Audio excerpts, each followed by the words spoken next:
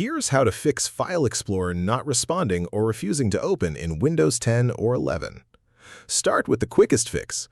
Open Control Panel, set View By to Large Icons, and click File Explorer Options.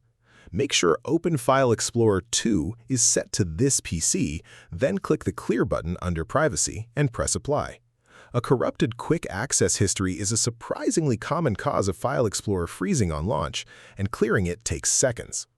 If that does not help, open Task Manager, find Windows Explorer in the process list, right-click it, and select Restart.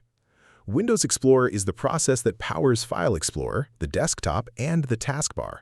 Restarting it refreshes everything without rebooting your PC.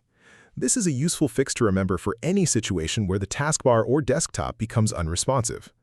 If File Explorer still will not open, run a system file scan. Search for CMD, right-click it, and select Run as Administrator. Type sfc/scan now and press Enter. Wait for the scan to reach 100%. This checks for corrupted Windows system files and repairs them automatically. Corrupted system files are a deeper cause that neither of the previous steps addresses. If the issue persists, search for msconfig.